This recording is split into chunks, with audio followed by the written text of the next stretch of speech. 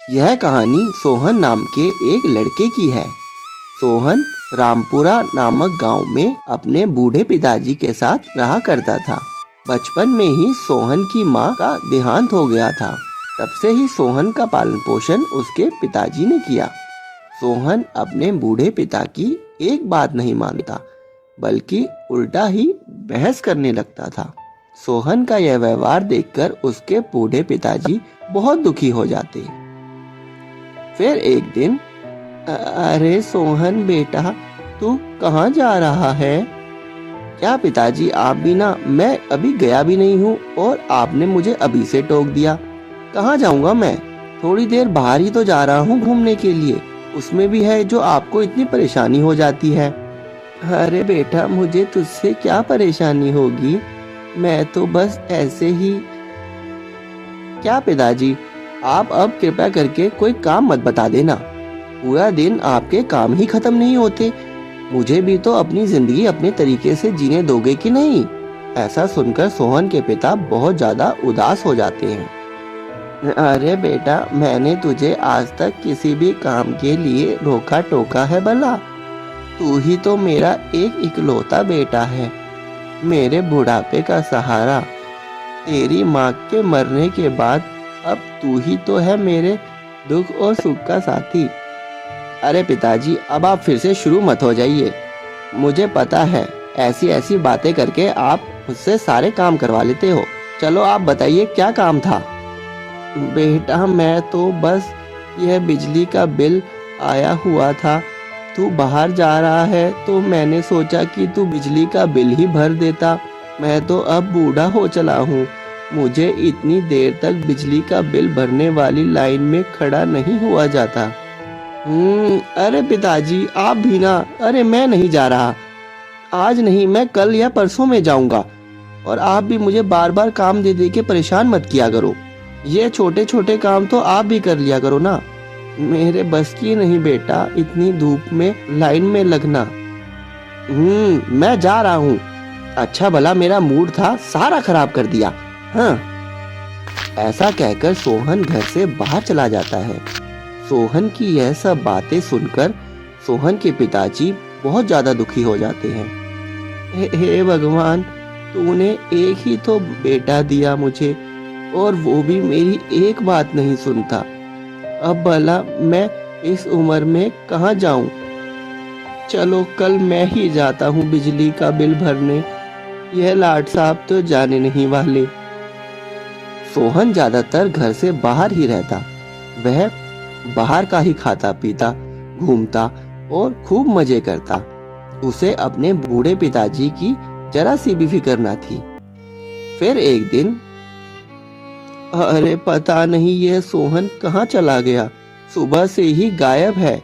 ना तो मुझे कुछ बताकर जाता है और ना ही अपना फोन उठाता है। अब मैं इसे कहाँ ढूंढूं भला? तभी सोहन का एक दोस्त राजेश उसके घर के पास से ही गुजरता है। अरे अरे राजेश बेटा। जी जी बाबूजी। बेटा राजेश, तूने कहीं सोहन को देखा है? पता नहीं वह कहाँ गया सुबह से। क्या वह घर पर नहीं है? मैं तो उसके पास ही आया था उससे मिलने के लिए।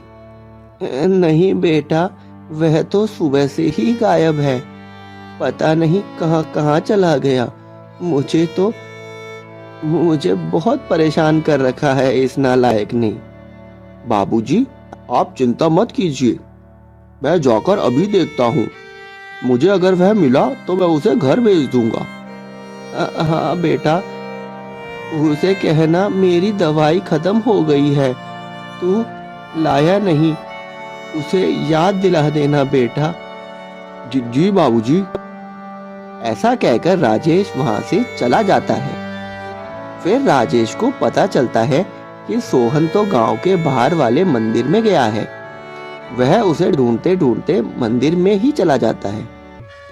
अरे सोहन भाई, अरे राजेश भाई, बिल्कुल सही समय पर आए हो। चलो आओ आओ, मंदिर चलो, मेरे साथ भगवान के दर्शन कर लो यार। पर भाई, अरे परवर कुछ नहीं, मैं यहाँ हर मंगलवार को भगवान के दर्शन करने के लिए आता हूँ। भाई आओ चलो। जय श्री राम, जय श्री राम, जय श्री राम, जय श्री राम भाई, जय श्री राम। जय श्री राम बोलो भाई, जय श्री राम। जय भोले की, जय भोले की, जय बाबा भोले की। जय श्री राम, जय श्री राम, जय श्री राम, जय श्री राम। तभी सोहन का फोन आ जाता है। जय श्री राम, जय श्री राम, जय श्री राम, जय श्री राम। अरे ये पिताजी ने भी तो सुबह से फोन करते करते नाक में दम कर रखा है, पूजा भी नहीं करने देते अच्छे से। हाँ हाँ हाँ पिताजी। अरे बेटा तू फोन क्यों नहीं उठा रहा? क्या पिताजी क्यों बार बार फोन करके परेशान कर रहे हो? मैं मंदिर में हूँ ना यार, आपको तो पता ही होता है। अरे बेटा मैंने तुझे अपनी दवाई लाने के लिए फोन किया था, तू सुबह से मेरा फोन ही नहीं उठा रहा है। हाँ हाँ मुझे मालूम है, मैं भूला नहीं हूँ। बार बार मुझे रोज कोई ना कोई नए नए काम बताकर मुझे दुखी मत करा करो। यहाँ मंदिर में आओ तब भी चैन नहीं है, अब दोबारा फोन मत करना। दुखी कर रखा है यार सुबह से। अरे अरे भाई किसका फोन था और तू किसे इतना सुना रहा था भाई? क्या करूँ राजेश भाई, पिताजी ने परेशान करके रखा हुआ है, रोज बस कुछ ना कुछ काम बताते रहते हैं। मैं तो दुखी हो गया यार, कभी बिजली का बिल भर दो तो कभी कुछ और काम, और अब इनकी दवाई खत्म हो गई। बताओ सारा काम मुझसे ही कराएंगे क्या? यहाँ ठीक से मैं 2 मिनट पूजा नहीं कर सकता। अबे अबे अबे बंद कर अपनी इस बकवास को, बंद कर अपना ये ढोंग। भाई तू क्या कह रहा है? हाँ सही कह रहा हूँ, बंद कर तू अपने इस भगवान के ढोंग को। वहाँ तेरा बाप दवाई ना होने के कारण इतना परेशान है और यहाँ तू भगवान को खुश करने में लगा है। भाई अगर जरा सी भी शर्म बची हो ना तो अपने दिल से पूछ कि तू क्या ये सही कर रहा है? वहाँ तेरा बूढ़ा बाप इतना परेशान है और यहाँ तू मंदिर में घंटा बजाने में लगा है। भाई तेरे इस काम से ना तो ये मंदिर वाले भगवान खुश होने वाले और ना ही तेरे घर बैठे भगवान स्वरूप बाप खुश होने वाला। अगर तू सच में भगवान की भक्ति चाहता है ना तो भाई तू यहाँ मंदिर के बजाय घर पे जाके अपने बाप की सेवा कर। मैं अभी तेरे घर के वहीं से ही आ रहा हूँ। तुझे पता है तेरे बाबूजी सुबह से कितने परेशान हैं, तुझे सुबह से कहाँ कहाँ ढूंढ रहे हैं। वह तेरी इतनी फिक्र कर करके मरे जा रहे हैं और तुझे यहाँ उनकी कोई चिंता नहीं। हाँ भाई राजेश, तू सही कह रहा है भाई, मेरे से बहुत बड़ी गलती हो गई भाई। मैं आज तक यहाँ वहाँ दूसरों को खुश करने में ही लगा रहा, पर अपने बाबूजी पर कोई ध्यान नहीं दिया मैंने। भाई मुझसे बहुत बड़ी गलती हुई है। भगवान आज आपने मेरी आंखें खोल दी। मैं आज के बाद कोई भी ऐसा काम नहीं करूँगा जिससे मेरे बाबूजी को दुख पहुँचे। और फिर सोहन उस दिन के बाद से ही हमेशा हमेशा के लिए सुधर जाता है और एक नेक और अच्छा इंसान बन जाता है।